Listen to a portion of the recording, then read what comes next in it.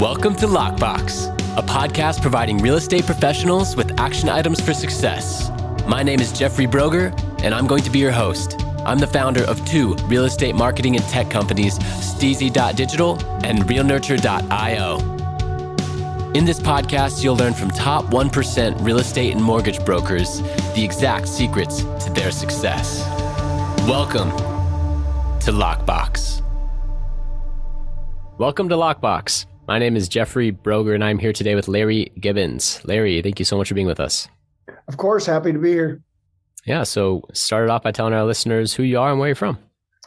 Yeah, Larry Gibbons from Washington, D.C., Bethesda, Maryland. Grown up here my whole life, outside of leaving for college for a little while. But yeah, over here in the nation's capital.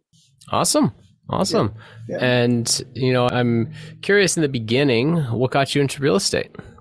It's a long story, but I'll shorten it as much as I can. The long and short of it is my family's been in real estate forever, my whole life.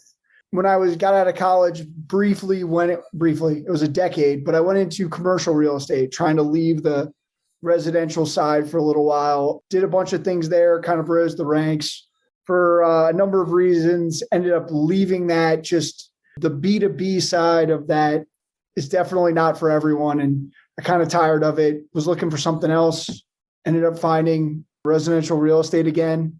And I guess it's just been with me forever. And I just kind of found my way back to it. Interesting.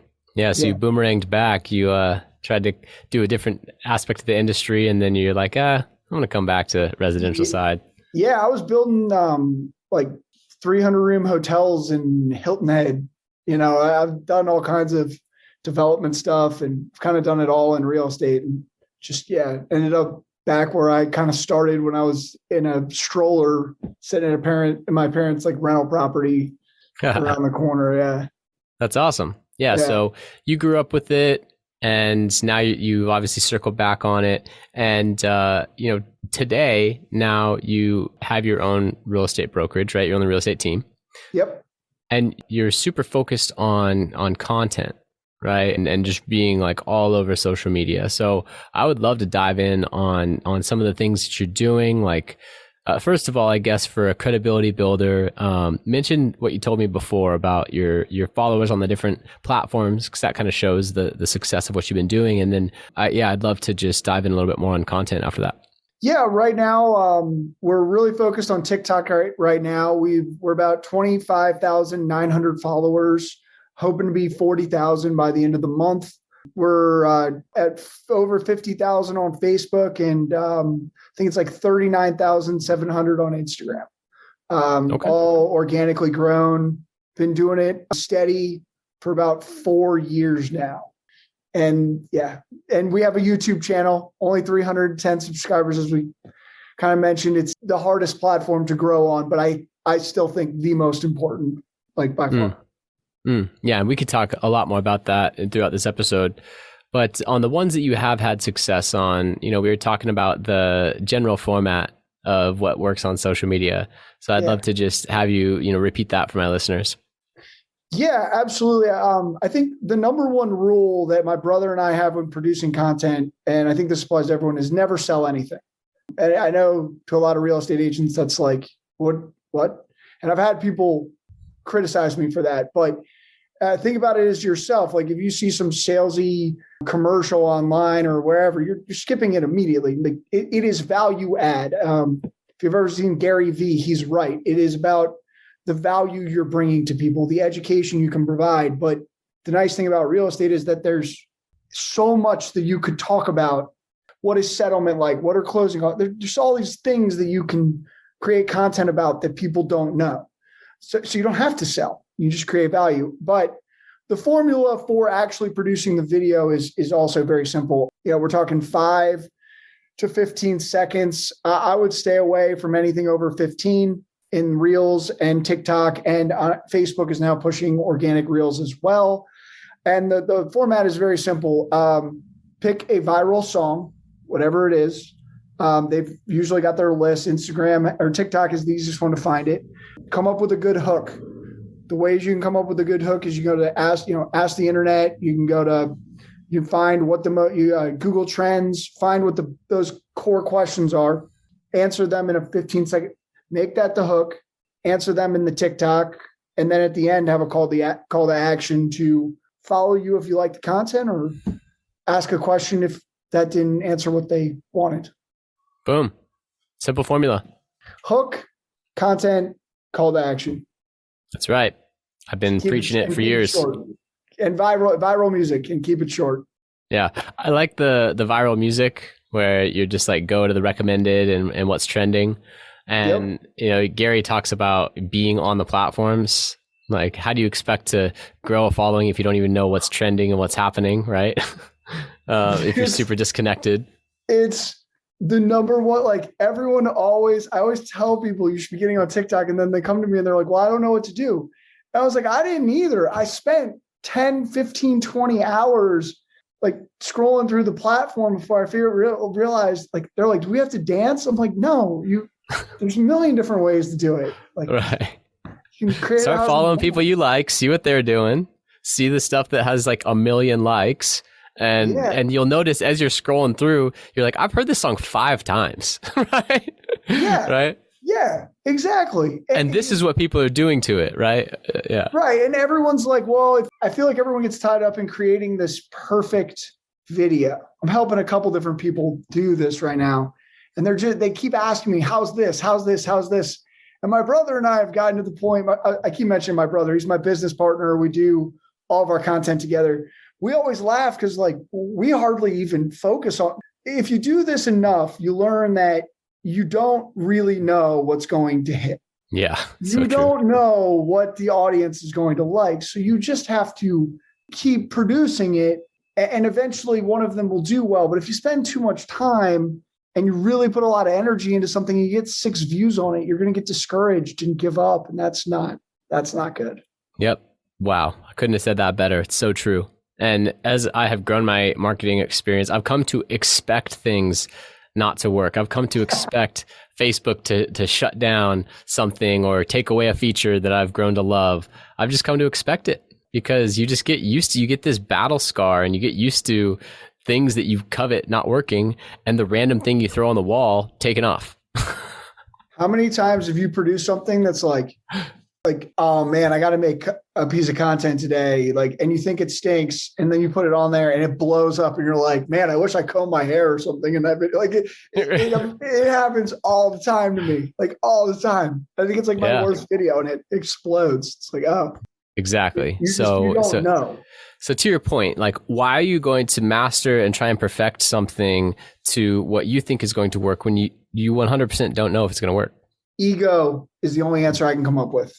It is that you think you know best. And it's, I have so much respect now for these TV producers and content creators and movie directors, because you really have to be humble and really just, put it out there for the audience to get back. Like, you really can't know. And if you think you do, you're wrong. You don't. You need the feedback group and like I hear about artists, you mentioned music, right? And you like music. I hear about artists who will be working on something in the studio, and before they master it and syndicate it out to all the platforms so it's available, and then start to do the release, they'll play it at a couple shows. And they'll just see what happens. They might announce it. Hey, this is my new unreleased track. You want to hear some new music? Everyone's like, yeah. Right. And then they play it and they see what happens, because they might go back and say, ooh, the bass wasn't quite, there. They're going to listen to it on the big system and maybe make some changes prior to them putting that out to the world as like a stamped, finished master that can never be changed, right? Yeah. They get that feedback first. And big movie producers do focus groups. Well, in social media and content, our feedback is the engagement. So if you just keep pumping out stuff, you'll see a trend of what's working, what's not. Something that has helped me that may help other people also is when you produce a video and you post them on all the platforms, sometimes the video will do really well on one and really terrible on another. And you start to kind of realize it's also the algorithms and maybe the audiences and the age demographics of the groups that it's being shown to on the you just don't know where it's going and who it's being shown to and how it's going to react. Because I've had, we have one on Facebook with like 1.5 million views, and I think it has like 29 views on TikTok or something. And it's like, how could that be so different? But different audiences, different whatever. I can't explain, beyond my pay grade, but it helps to see the three, or however many you're putting on LinkedIn too. Yeah, no, it's very true. It's very true. And not only is there a different demographic on each platform, your following on each platform is different. Yes. Right. Yes. So you're doing a lot with organic, right? Posting content. I'm curious, are you doing very much with paid ads? Yes, we do a lot of ads right now. So I've kind of been, if I'm ever going to make a mistake, I always try to make a mistake that I'm too far ahead than I am. And I've made that mistake. I've been too early to things. Like I actually downloaded TikTok when it was Musical.ly, almost a year and a half ago. And I was building a following. I was like, this is dumb. And I gave it up, and then it exploded. I'm like, oh my God, I could have had 100,000 followers. What did I do? So it's like, I was too early there. But so I used to do Facebook ads. Anyway, long-winded answer. Yes. Right now I'm doing TikTok and YouTube ads because I find that they're the cheapest. They get the best reach, and they're the most specific. I can control most specifically who the audience is, especially being a realtor, getting local views. Got it. And so are you primarily doing brand awareness and reach campaigns for those, just to get the videos out to more people? Or are you doing like a direct response?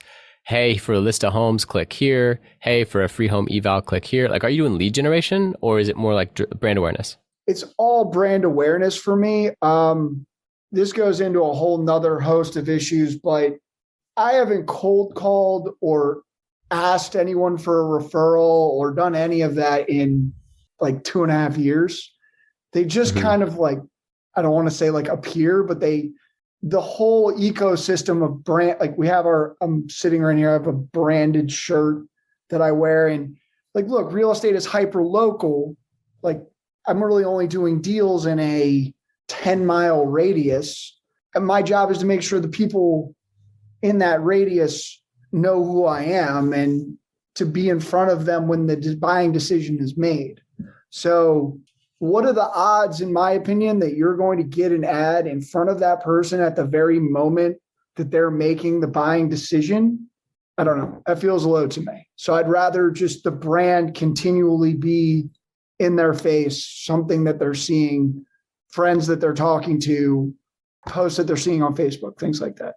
Got it. Yeah. So you just constantly rather just be in front of them all the time with brand awareness. And as I'm sure you know, like the reach ads are so much cheaper than most of the lead gen ads. So there's I feel like I'm getting more for the money in those ads as well, if that makes sense. Yeah, you're certainly getting a lower cost impression because the algorithms are not activated in a way that is attempting to filter out people that are not filling out lead forms and taking actions. Correct. So when you choose a later objective on, for example, like the Facebook ads platform, that activates the algorithm, like a conversions objective or a lead gen objective. That means that you're telling Facebook to narrow it down based on within your targeting even further to who would actually fill out forms and like submit a lead, right? But Correct. With reach, it keeps it up to the total targeting availability that you've set. And because of that, then you have many more people to show this to, and you can get a wider reach, more impressions for a lower amount of money. But you're not getting those lead form submissions and like the information, the data, right? And look, I've had this discussion, and I don't want to call it an argument, but more like a disagreement with people all the time. But we argue about, I keep saying argue, we disagree about, I think the more quality lead comes from the person that knows you through a friend of a friend of a friend, or has like heard your name, seen your content, seen your ads, and just eventually comes to that buying decision of, oh, I'm going to buy, I've seen that guy's stuff around. It calls you. There's a connection there between mutual friends or, 6 degrees of separation versus the cold lead that filled out the sheet that is looking at that very moment. I think the first one is the greater. I want the first one much more. That I don't even really want the cold filled out sheet of paper of the person who knows nothing about me. That sees me on Google, sees best realtor, and someone else can run with that one. I don't. I've got enough, deals, fortunately, at this point that I'd just rather not chase those. I did the Realtor.com, Zillow.com lead thing, which wasn't for me. Yeah, and hey, that's totally respectable. I mean, you're obviously seeing success, and you have learned to lean into these platforms in a way that is gaining traction and momentum, which is exciting. I mean, that in and of itself can keep you going down that path. It's like you said, when you post a video you poured into and it gets 6 views, it's discouraging. Well, it's also discouraging to spend hundreds of hours on a platform and, you started with 100 followers, now you have 150 followers. It's like, oh my gosh, man, why am I doing this? Right? So to have gotten your platforms to where they are is extremely encouraging. And clearly that system is working for you, which is awesome, right? Why change it? And I would encourage anyone that's listening to go look at my early content. It is so bad. So if you look at your stuff and you think that your stuff is bad, mine was worse. It's horrible.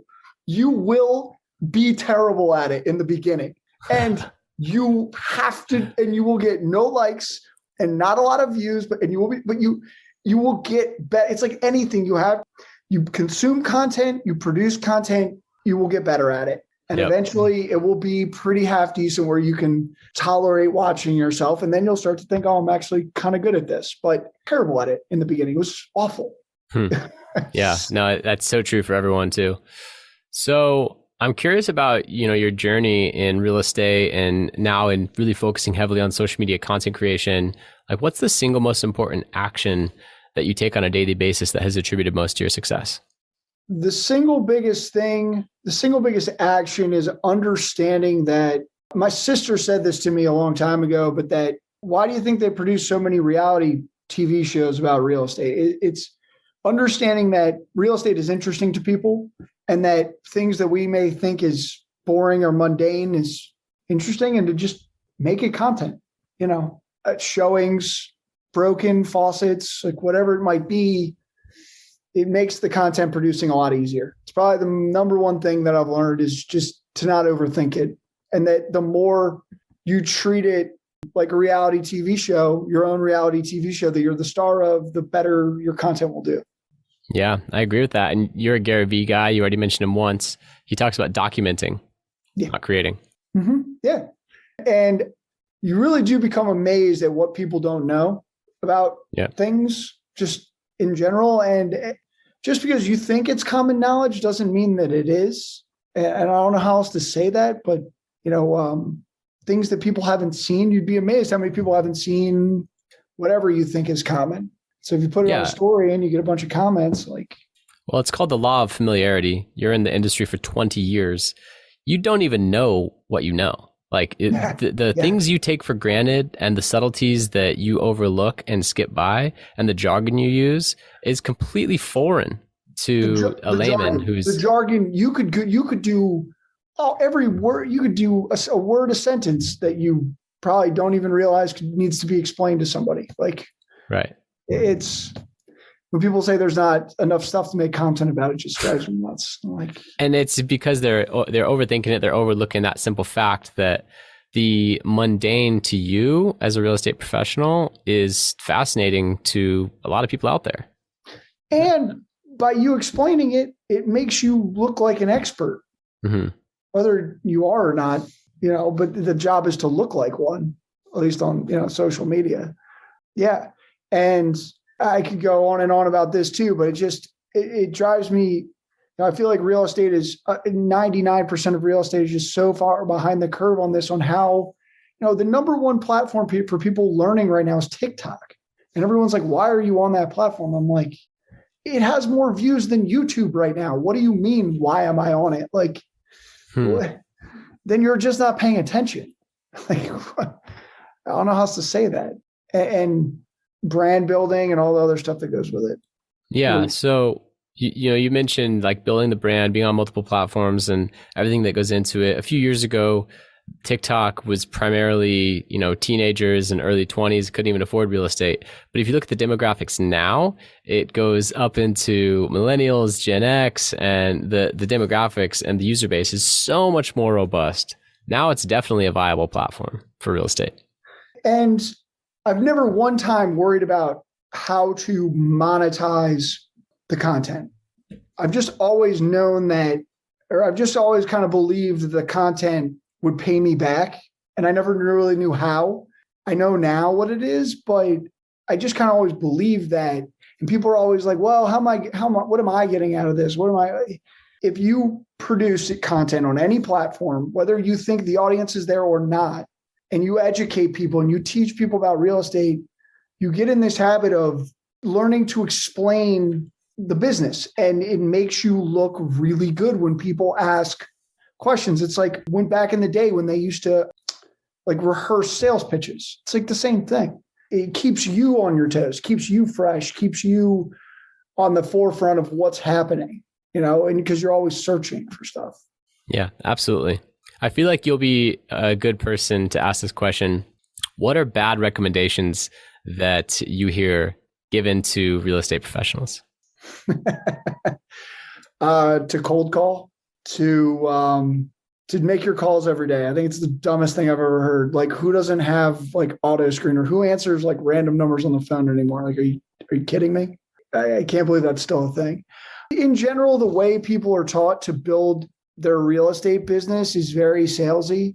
And I think that we are in the generation with the greatest access to information, the most skeptical about scams and all these other things. And instead of building your brand and instead of making yourself known, you get to create content on platforms that people willingly look at. You get to create content about real estate, to teach them about real estate, to tell them that you're a real estate professional without calling them, without sending them flyers, without getting in their face about it, without looking like a total salesy 1980s cold caller. And yet we're still doing things the same way we were 40 years ago. That's my big problem with a lot of it. And there is a generation that still opens their mail, but how many of us pay bills online now? Everyone. Yeah. So yeah, sure. Keep spending money on mailers and keep cold calling, and I'll probably end up passing you. You'll be making TikTok videos, building your brand. Yeah. You'll be at a million TikTok followers in a year or two and laughing all the way to the bank, right? Yeah. And you would be amazed. I walked into a wedding last weekend, and literally every single person in the room's like, oh, you're that guy. You make all those videos. Like, oh, that's great. Good to see you, man. I'm like, yeah. All that means is that they know what I do for a living. And isn't that the job? I dare any realtor to tell me that they get 100%. If you get 100% of your network's business, then you can go cold call. Until you're at that point where you're getting 100% of every deal of every person that you know, what are you doing? Your sphere, why are you going outside of it then? So I think that's a great point. If you're not leveraging your sphere, then why are you looking outside of that? Why are you trying to generate leads and do other things? And, even when people come to me and they're like, hey, I saw what you did for this broker in my market. I want to do the same thing. I make sure to ask them about their current systems, their transaction volume, how big their sphere is, how many transactions they did. And if that math doesn't line up, then I'll just have a frank conversation with them. You really should just lean into your sphere because there's a lot more meat on that bone. And that's where your next ROI is going to come from. People don't even know how big their sphere is. I don't know how big my sphere is. I have no clue. But every person let's just make these numbers up. Every person knows 10 people, right? Mm-hmm. So, and you may not know all 10 of those people, but if that person's seeing your content, maybe those other people are, you could run ads to those people. They're at least going to have some idea of who you may be. Maybe you went to the same high school as they did. Maybe you go to the same gym. Maybe you have the same club. Maybe they see one of your videos and you're standing in front of their office building. It could be any of that stuff. That's where it's I don't know that we know how big our sphere can be. I think that's a very limiting thing. I can't tell you how many times I've had somebody call me that's like a friend of a friend of a friend, hey, I talked to my friend. They saw, they told me you were great. I'd never worked with that person. They probably saw my video online or had some other connection to me. In the event promotion world, there's something called the clout score. Have you ever heard of that? No, I have not. I'm fascinated by this. Okay. Tell me. So as an event promoter, if you're interested in becoming a part of a new venue, it's not super common, but once you get to a higher level, part of your like resume as a promoter is your clout score. And you can literally go online and enter your social media sites and say how many contacts you have in your phone and this and that. And it adds up like all the followers, like the reach, the potential reach, impressions, and all this stuff. And it gives you a score out of 100. I mean, that's being a real estate agent. Like that's what it is. What's your clout score, right? Yeah, that's the whole thing. Like that's the game. That's incredible. I had no idea.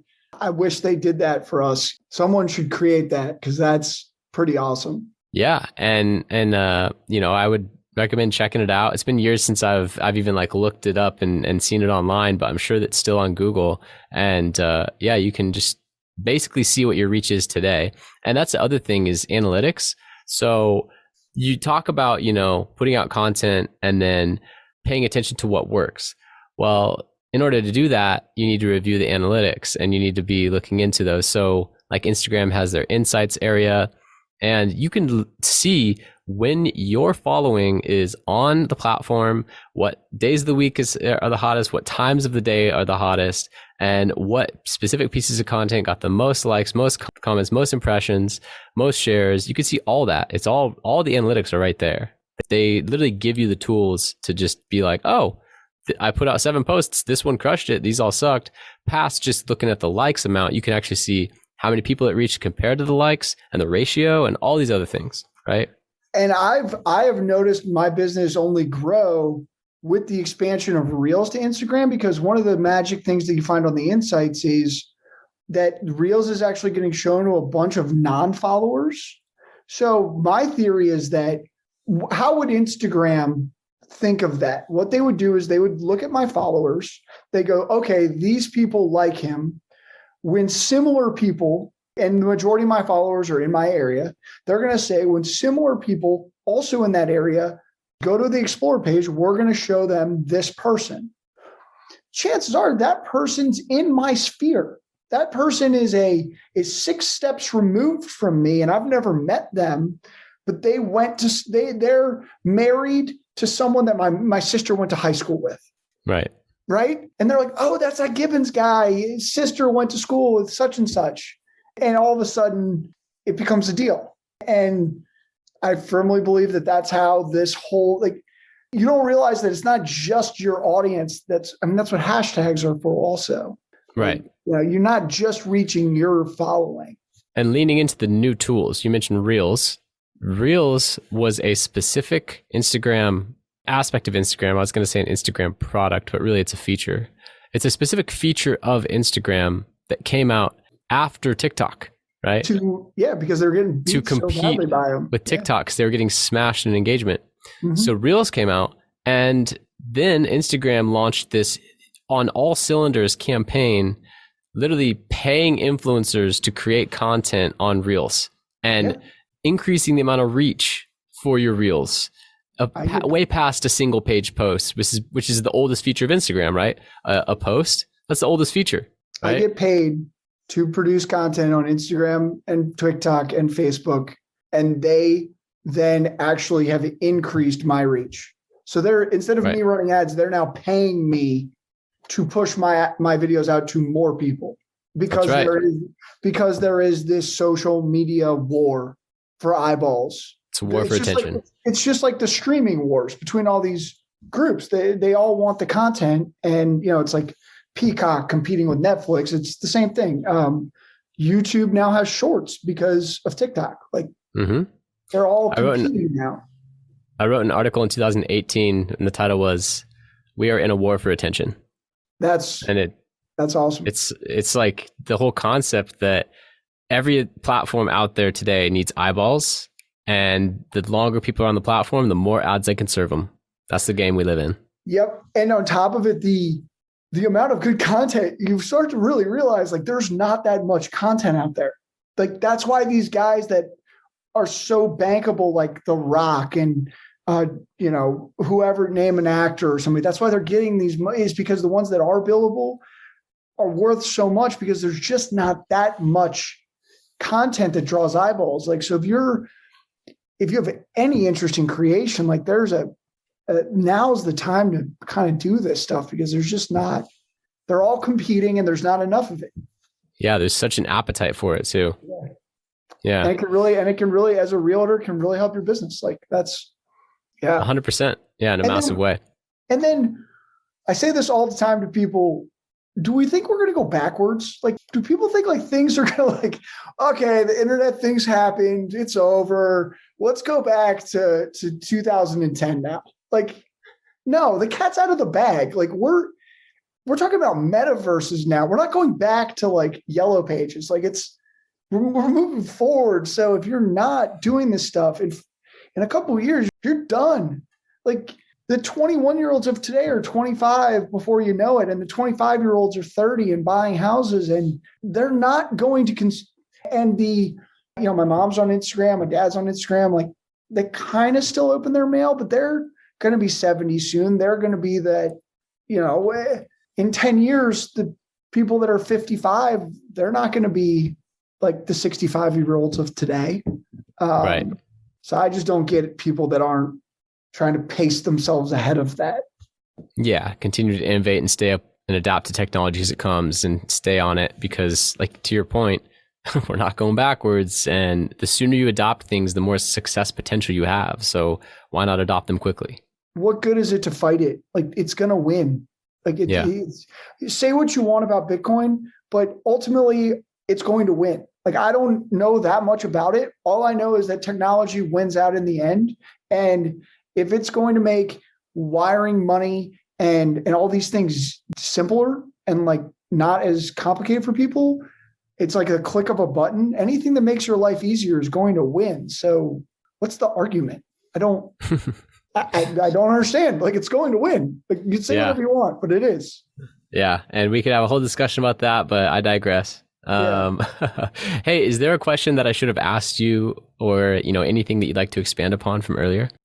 Yeah, I kind of feel like I'm living in the Twilight Zone because it is pretty straightforward for me now, like how I do this, but the struggle was real. Like, I can't stress that enough. Like, it was really, really hard. My first year as a realtor, my brother and I combined, 2 people made $7,000 total for 12 months. I mean, we were so broke.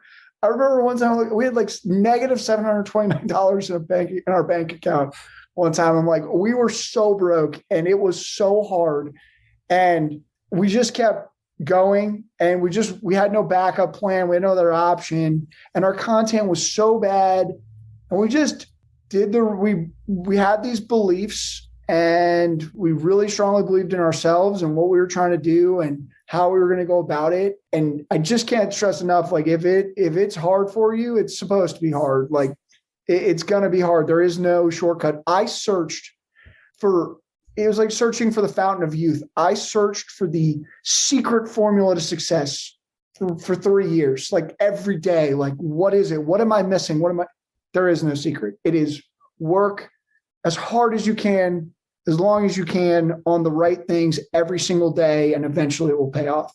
That's it. There's no secret. True that. I love it. Yeah. And it really does come back to just consistency and massive action. Yeah, exactly. And consistency every day.